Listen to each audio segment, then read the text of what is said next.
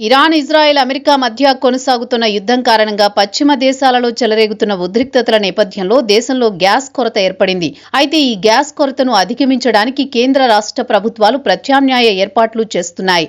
ఇప్పటికే కేంద్ర గృహ వినియోగదారులకు గ్యాస్ సమస్య లేదని, కమర్షియల్ సిలిండర్లు ఉపయోగించే వారికి కూడా గ్యాస్ సరఫరా ఏర్పాట్లు చేస్తున్నామని ప్రకటించింది. ఇదే సమయంలో ఆంధ్రప్రదేశ్ రాష్ట్రంలో వంట గ్యాస్ సరఫరా సమస్యలు అధిగమించడం కోసం ఏపీ ప్రభుత్వం వేగంగా స్పందించింది. వంట గ్యాస్ కొరత నేపథ్యంలో ప్రత్యామ్నాయంగా రేషన్ కార్డుదారుల కోసం కిరోసిన్ పంపిణీ తిరిగి ప్రారంభించాలని నిర్ణయించింది. ఈ క్రమంలో నేటి నుండి ఏపీలోని రేషన్ కార్డుదారులకు కిరోసిన్ అందనుంది. ఈ విషయాన్ని ఏపీ పౌర సరఫరాల శాఖ మంత్రి నాదెండ్ల మనోహర్ వెల్లడించారు. హర్మూజ్ జలసంధిలో అంతర్జాతీయ ఉద్రిక్తతల వల్ల గ్యాస్ నౌకల రాక ఆలస్యమవుతున్న క్రమంలో ఈ నిర్ణయం తీసుకున్నారు. ఈ నెల 21న విశాఖకు రావాల్సిన నౌక 26కు వాయిదా పడింది. దీంతో ప్రజలకు గ్యాస్ కొరత లేకుండా గ్యాస్ కొరతను నివారించేందుకు కేంద్రం 2800 కిలోలీటర్ల కిరోసిన్ ను కేటాయించింది. ఆంధ్రప్రదేశ్ ను కిరోసిన్ రహిత రాష్ట్రంగా ప్రకటించినప్పటికీ ప్రస్తుత అసాధారణ పరిస్థితుల నేపథ్యంలో ప్రజల సౌలభ్యం కోసం ఈ మినహాయింపు ఇచ్చినట్లు తెలుస్తోంది. ముందు గిరిజన మరియు మారుమూల గ్రామీణ అధికారులకు రేషన్ కార్డుపై 1 లీటర్ కిరోసిన్ ను